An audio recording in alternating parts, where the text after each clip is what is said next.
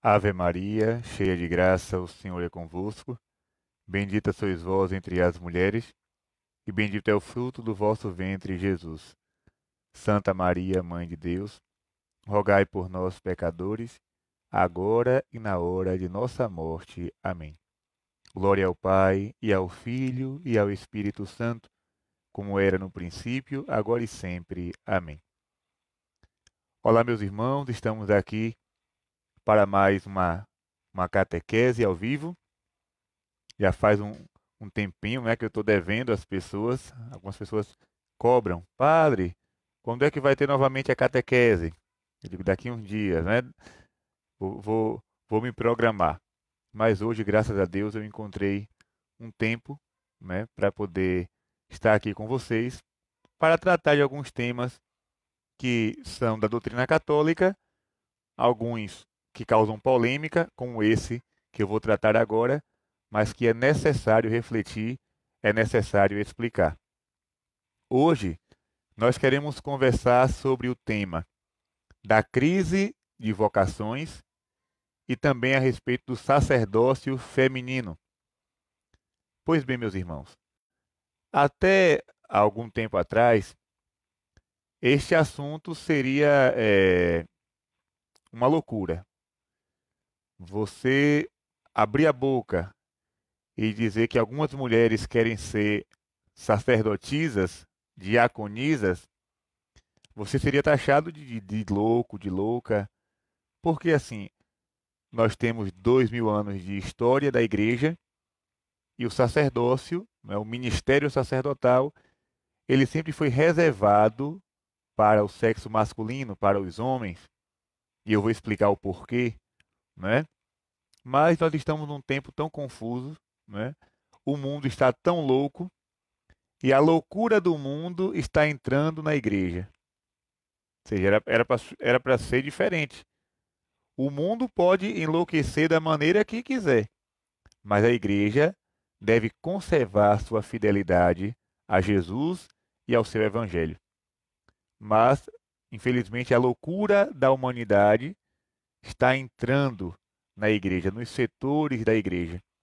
E hoje nós estamos vendo aí uma boa parte, eu não, vamos dizer, da igreja de Jesus, eu já não considero igreja de Jesus, mas uma boa parte de pessoas que se dizem católicas e que estão desejando um sacerdócio, né, feminino, um ministério especial. Eles dizem assim, um ministério especial. Mas que ministério especial é esse, né, para as mulheres? Vamos começar do começo. Primeiro, quando Jesus escolheu os apóstolos, ele escolheu apenas homens. E aí alguém pode dizer, mas padre, Jesus escolheu apenas pessoas do sexo masculino por causa da cultura patriarcal. Mas isso é balela, isso é mentira. Não foi por causa disso. Até porque alguns trechos do Evangelho vão dizer, né, vão provar que existia um grupo de mulheres que acompanhavam Jesus. Mulheres que estavam ali, junto com os apóstolos, cuidando da missão, auxiliando na missão. Nós tínhamos a Virgem Maria, né, em primeiro lugar, mas também Maria Madalena, Maria de Cleofas, Marta e Maria, as duas irmãs de Lázaro, ou seja, uma Susana, um grupo bom de mulheres que acompanhavam Jesus, que ajudavam aos apóstolos, mas que não foram escolhidas para a missão, para o apostolado, digamos assim, para o sacerdócio. Então, essa conversa de que foi por causa de uma cultura patriarcal, não. Jesus nunca se submeteu a nenhuma cultura. Jesus, ele se submeteu às leis de Deus, né? Ele mesmo dizia: eu não vim para abolir a lei, mas para dar pleno cumprimento a elas. Mas essa questão cultural, Jesus nunca se apegou a isso. A prova é de que os discípulos comiam sem lavar as mãos, e era uma cultura, lavar as mãos, né?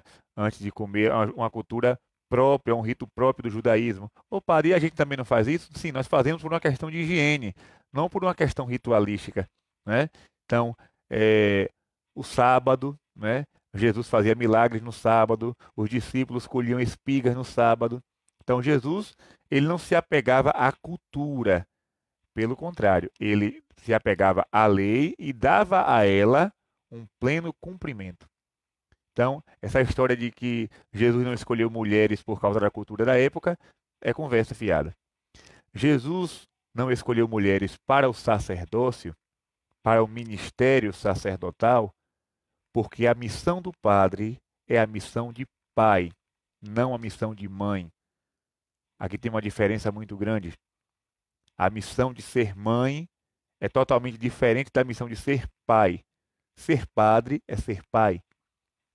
E por isso que nós vamos ver, né, Jesus chamando homens, e até quando Jesus subiu aos céus, os apóstolos se reuniram, e lá no livro dos Atos, né, eles quiseram escolher homens para servir as mesas, para cuidar da caridade.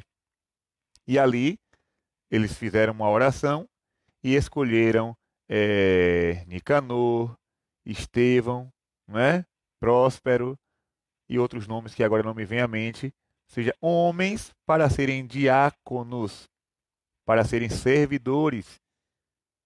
Então, a igreja sempre seguiu por esse caminho. Mas a loucura do mundo, né, e também um pouco da ideologia feminista que está entrando na igreja, porque a mulher também tem direito, como se o sacerdócio fosse um direito. Sacerdócio não é um direito, sacerdócio é um dom, sacerdócio é um chamado, não é direito. As pessoas estão confundindo a Igreja Católica com uma repartição pública.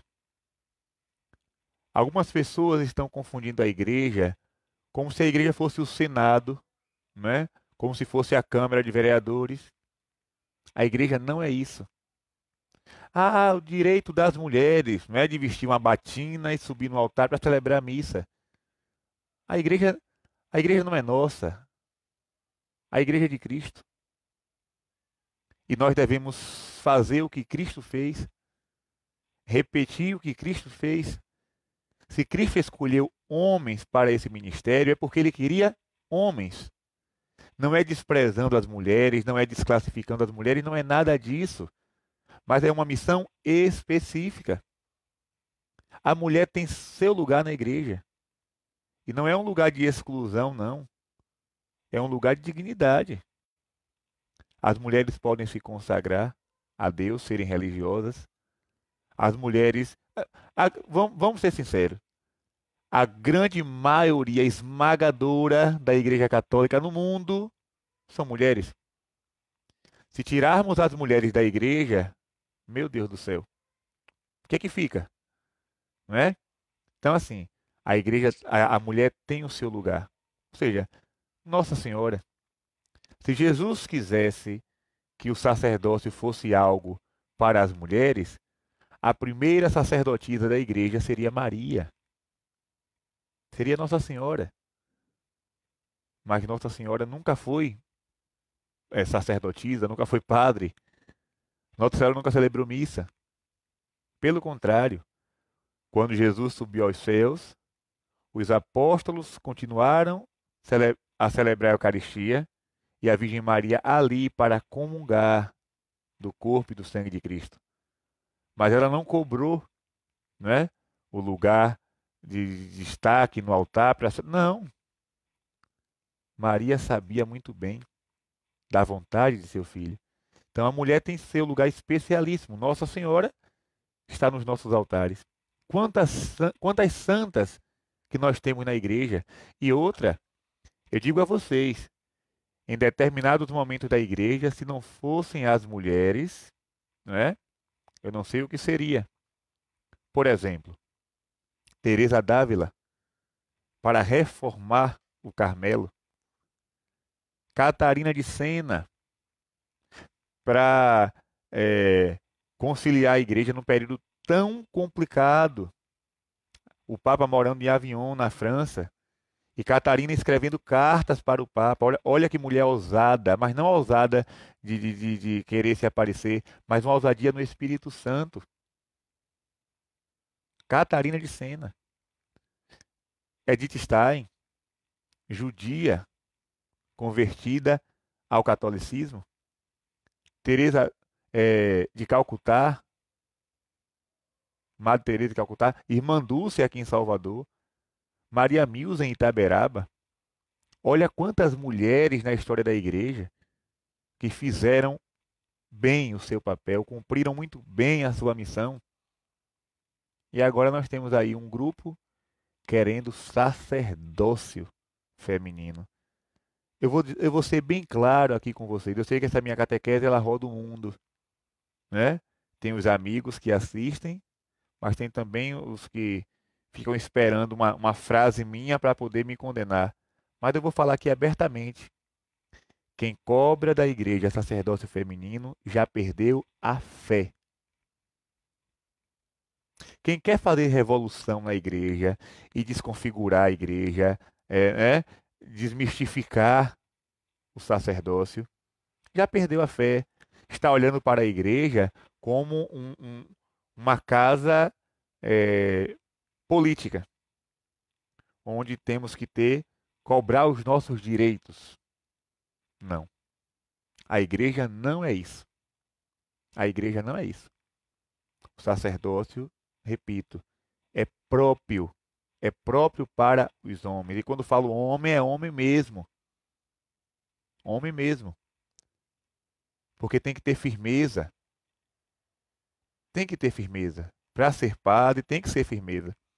Eu gosto de uma frase do padre Paulo Ricardo, que ele diz assim, que o padre é aquele que pegou uma faca, riscou no chão e disse para o diabo, pisa aqui, cabra da peste. Né? O padre, o padre é esse, é o cangaceiro de Jesus, né? Vou usar esse termo aqui. É aquele que não tem medo de enfrentar. Ou seja, o que é o pai? Vamos falar de família aqui agora, já que a igreja é a esposa de Cristo, é a família de Cristo. Qual é a missão do pai? Vamos imaginar aqui agora. O pai, a mãe e os filhos estão andando pela rua. E chegando em um determinado lugar, começa um tiroteio. Um tiroteio. E o pai olha para um lado e para o outro e vê que não tem saída. Não é? As balas estão cruzando para lá e para cá. O que é que o pai faz? Ele coloca a esposa e os filhos por trás dele, ou seja, protege e fica na frente. Se vier o pior, vai atingir a ele e não a sua família. Pai é o guardião. Olha São José com a Sagrada Família. O cuidado que São José teve com Nossa Senhora e com Jesus. Então, pai é aquele que protege. Pai é aquele que toma a frente da situação, é o pastor. Isso também é a missão do padre. Padre é aquele que vai à frente do seu rebanho para proteger, não é, os seus filhos, de modo especial os mais frágeis, não é, os mais pequenos. Então, minha gente, muito cuidado com essas maluquices que estão aparecendo por aí. Essas loucuras que estão querendo, não é, empurrar para dentro da igreja. E digo mais, com apoio de gente grande. Porque se fosse uma maluquice de um grupinho de leigos, ninguém iria levar em consideração. Mas tem apoio de pessoas grandes por trás. Hoje eu estava assistindo um vídeo daquele teólogo, digamos, né? Leonardo Boff. Leonardo Boff tem muita coisa. Olha, eu vou dizer uma coisa aqui. Eu li um livro sobre Trindade, escrito por Leonardo Boff, e eu li coisas maravilhosas a respeito da Santíssima Trindade. Leonardo Boff, ele chegou a escrever muita coisa boa, mas depois, né, daquele livro Igreja, Carisma e Poder, se tornou um herege declarado, né? E quando o Papa Francisco foi eleito, ele concedeu uma entrevista onde ele dizia que ele acredita Olha as frases de Leonardo Boff em 2013. Eu acredito que a partir de agora, né, com esse novo pontífice, nós vamos ter uma abertura para o sacerdócio feminino, para os padres casados, para isso, para aquilo outro. Porque lá em 2013 ele já falava isso. Porque é um plano muito bem arquitetado para desconfigurar a Igreja Católica. Aqui eu não quero julgar as intenções, se isso está sendo feito com má intenção ou com boa intenção. Eu não sou Deus para julgar a intenção de ninguém, mas que isso vai gerar uma confusão muito grande, vai. Né? Vai gerar uma confusão muito grande. Eu me recordo que, e aqui uma coisa pessoal que eu vou falar aqui agora, porque se trata de uma aparição de Nossa Senhora, e ninguém é obrigado a crer em aparições, mas eu falo por acreditar. Uma mensagem de Nossa Senhora de Anguera, se não me engano, no ano de 92, se não me engano, ela deu uma mensagem e dentro daquela mensagem ela mandava um recado para as religiosas, ou seja, para as freiras, para as mulheres consagradas. Ela dizia assim: não queiram ser mais do que sois. A vossa missão é rezar pelos sacerdotes. Quando eu li aquela frase, eu disse: meu Deus do céu, Nossa Senhora é fantástica. Eu creio que foi Nossa Senhora que deu essa mensagem, não é? Você é livre para crer ou não em aparição. Mas eu fiquei pensando, como em 92, foi no ano que eu nasci. Eu nasci em março de 92. Nossa Senhora dizer isso. Dizer para as freiras, para as religiosas, com certeza deveria ter algumas lá no momento da aparição. E ela disse na mensagem, depois eu vou procurar no livro e vou publicar. Minhas filhas, não queiram ser mais do que sois. Vossa missão é rezar pelos sacerdotes. Nossa Senhora já disse tudo. Lá atrás, ela já anunciava que no futuro poderia vir uma confusão desse tipo. E a confusão está aí, não é? Estão querendo é, bagunçar o coreto, mas permaneçam firmes. A palavra de Deus, ela é muito clara. Quem lê a palavra de Deus e acredita nela, sabe qual é a vontade do Senhor, entende qual é a vontade do Senhor. Deus escolheu homens para uma missão, escolheu mulheres para outras. A Bíblia é recheada da presença de mulheres. Ruth, Débora, Esté, Sara, Madalena, Marta e Maria, a Virgem Maria Nossa Senhora, ou seja, uma série de mulheres que fizeram um trabalho maravilhoso, mas nunca quiseram para elas a missão sacerdotal porque elas sabiam que era uma missão específica para os homens. O mundo vai dizer que isso é loucura, principalmente aqueles que aderiram à ideologia do feminismo. Não, porque isso é uma discriminação, e isso é colocar, subjugar as mulheres, é privilegiar os homens. Digam o que quiserem. Falem as abobrinhas e as cargas d'água que quiserem. A doutrina da igreja não se muda.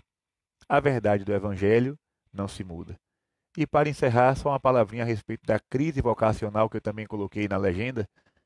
Crise vocacional, se fala muito em crise vocacional. E é por causa disso que estão falando em sacerdócio para homens casados e para mulheres. Porque a crise vocacional, existem lugares que não têm padres. Uma vez eu conversando com um bispo muito santo, muito sábio, Dom Henrique Soares. 99% dos que estão assistindo agora essa catequese conhecem Dom Henrique, ou pessoalmente ou pelas redes sociais. E Dom Henrique disse uma coisa interessantíssima para mim. Ele disse: padre, não existe, não é? Não existe crise vocacional. Existe crise de identidade sacerdotal. Aí eu parei, né, para meditar. De fato, dizer que há uma crise vocacional é dizer que Jesus deixou de chamar. E Jesus sempre foi fiel à igreja. Jesus continua chamando homens para o sacerdócio. Jesus continua chamando os jovens para serem consagrados, para serem pastores da igreja. Jesus nunca deixou de chamar. Então não existe crise vocacional. Nunca existiu, nunca vai existir crise vocacional. Deus continua chamando. O grande problema é a crise de identidade. Porque muitas vezes o jovem quer ser padre, mas ele não consegue enxergar nos padres a imagem do Cristo. E por isso desistem de ser sacerdotes. Eles querem enxergar no padre aquilo que é próprio do padre. O padre que ama a igreja, o padre que prega o evangelho, que crê no evangelho, o padre que dispensa os sacramentos, o padre que celebra os funerais, o padre que realiza procissões, vias sacras, que visita os doentes. Isso é missão do sacerdote, que celebra a Eucaristia com piedade. Então o jovem quer ver isso. E ao ver isso, desperta no coração deles o desejo de também querer ser padre.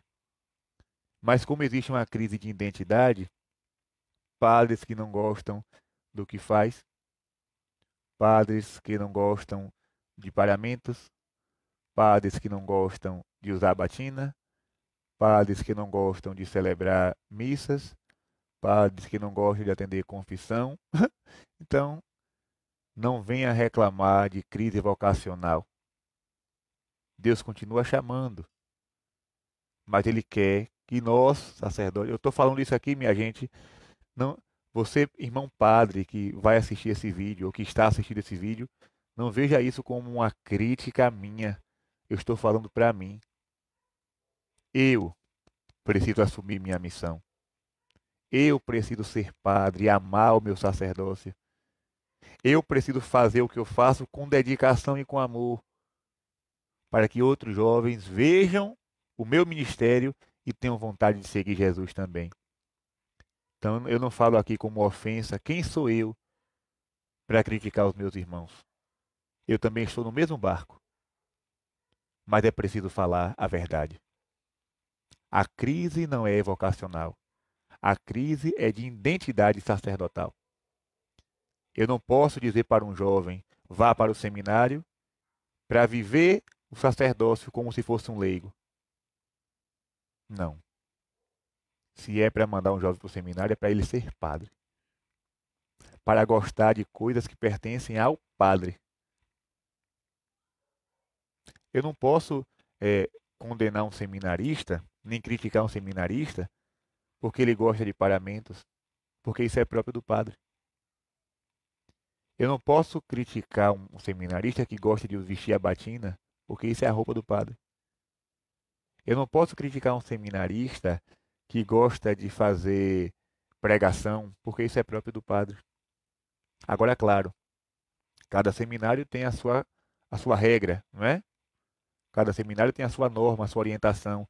E o seminarista, por obediência e por humildade, deve seguir, né, aquilo que dizem os superiores, não é? Não queiram dar uma de revoltados e não porque o Padre Gabriel falou, né, que tem que gostar disso e daquilo, então vamos fazer. Não. Se o seu reitor, se o seu formador diz que por enquanto não, então tenha paciência, seu momento vai chegar, você vai ser padre, não é? Você vai ter seu tempo para fazer tudo aquilo que você tem vontade hoje. Mas, meu irmão, nós não podemos condenar os seminaristas porque eles querem as coisas da igreja. Se eles querem ser padres, eles têm que gostar mesmo, não é? Mas vamos para frente. Peçamos a Deus que Ele envie operários para a sua messe, não é? Que Ele possa mandar jovens que queiram de fato se consagrarem, viver o ministério com dedicação, com pureza de intenção, porque também precisa pureza de intenção. Eu quero ser padre para quê? Para ter status, para ter fama, para ter dinheiro, para ter privilégio? Se é para isso, desista. Saia do seminário, vá ser um bom advogado, vá ser um bom médico, você vai ganhar muito mais, não é? Você vai ter prestígio do mesmo jeito, vá ser um bom professor, vá ser um bom engenheiro. Mas se você um dia disser, eu quero ser padre, que a tua única intenção seja a salvação das almas. Que a tua única intenção seja levar as almas para Deus. Se a tua ideia for essa, se o teu pensamento for esse, você vai ser um bom sacerdote. Que Deus abençoe a todos que tiveram a paciência. Hoje foi muita gente assistindo a live, não é? Muita gente comentando. Infelizmente eu não posso, né, ler tudo nem responder tudo, mas que Deus possa abençoar você que teve a paciência de escutar, você que vai assistir depois no YouTube, porque muitas pessoas jogam, né, as catequeses no YouTube, outros compartilham no WhatsApp. Você que vai assistir, você que está assistindo, que Deus possa derramar sobre você uma bênção especial. Você que está assistindo e que tem vontade de ser padre, que Deus te abençoe. Você, mulher, que um dia pensou nessa bobagem de sacerdócio feminino e que abriu seu coração para ouvir, não é? Que você possa converter o seu pensamento e saber, não é? Que como é de fato a doutrina da igreja e obedecer a ela e ser fiel a ela. Não querer inventar, não querer criar novidades, mas ser fiel àquilo que Jesus deixou. Que Nossa Senhora da Soledade, padroeira da minha paróquia, faça com que desça sobre você, sobre a sua família, a bênção do Deus Todo-Poderoso, Ele que é Pai, Filho e Espírito Santo. Amém. Forte abraço, Deus abençoe a todos.